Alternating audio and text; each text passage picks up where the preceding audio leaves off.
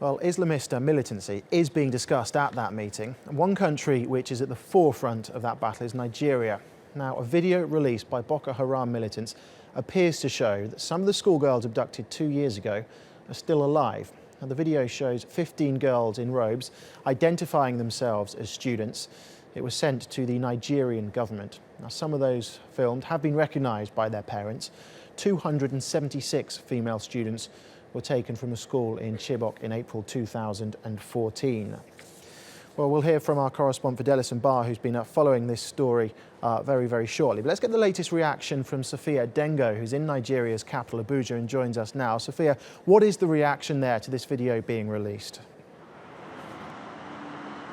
Well, Scott, today being exactly 2 years since the 276 girls were abducted from their school in Chibok, social media and Nigerians in general have come out with fresh outpouring sympathy to the parents of these missing girls, standing with them and really reiterating the fact that they are, with the parents in putting pressure on the government to produce some kind of solution to this problem that has persisted, the problem of not knowing exactly where these girls have been kept over these last 24 months. Today, civil society, along with these well-wishers, are marching towards the Nigerian presidency right here in the capital, Abuja. A press conference will be held later, and the purpose of this march is really to reinvigorate the cause of bringing back the girls and really reiterating to the Nigerian government that there will be no rest here in the country unless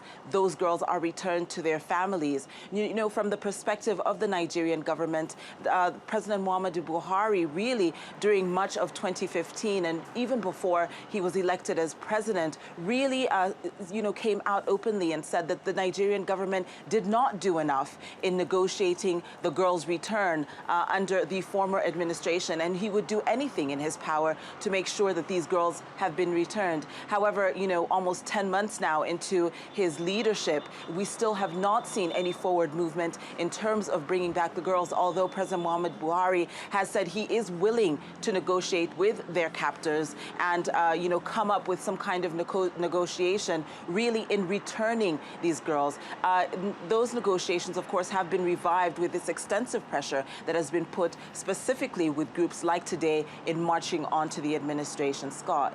Okay, Sophia, thank you very much for the update there from Abuja. Well, Fidelis Mbar joins me now in the studio, TRT World's Fidelis Mbar, who's been following this story for the last couple of years. Fidelis, can we just start by asking what your reaction is to this video that you've seen and your assessment of the condition of the girls that are in it? Well, when I saw this video yesterday, what came to my mind was this actually recorded on in December, which is just 4 months ago? Because these girls were about 18, 19 when they were taken. So are these girls 21 years old girls now?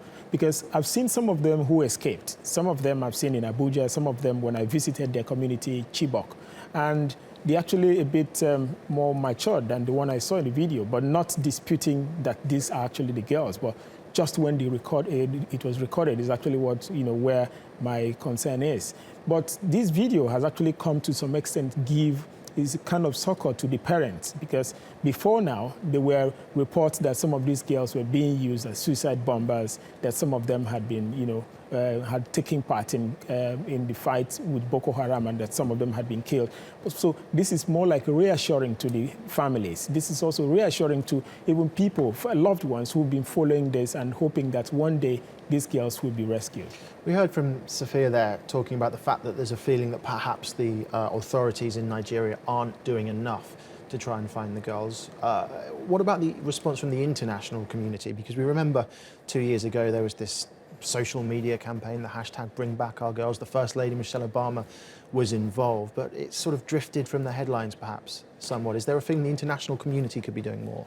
Yeah, after all the euphoria about the Bring Back Our Girls hashtag and all that, people coming out, shows held, symposiums, talk shops and all that, it's largely been restricted to the Bring Back Our Girls campaign team in Abuja. They have a daily sit-out in Abuja, and for the last 2 years, they've been sitting out almost every day. And for the government, President Buhari made this, the rescue of these girls as one of his cardinal focal programs when he gets into office. And it's not as easy as, maybe he imagined, because when the former President Jonathan was there, some groups came up and said, look, we are the credible leadership of Boko Haram. A negotiation was initiated, but it actually turned out to be a scam. So I think President Buhari has been a bit more cautious in trying to negotiate. Boko Haram gave conditions, which is release our fighters who have been held in various prisons across Nigeria, and we'll release these girls. Most of their fighters have been released, except for a few that the security agencies are using to extract information that might actually lead to this. For the foreign support, we've had the U.S. sending an intelligence team to neighboring Cameroon. They've been there for some time now.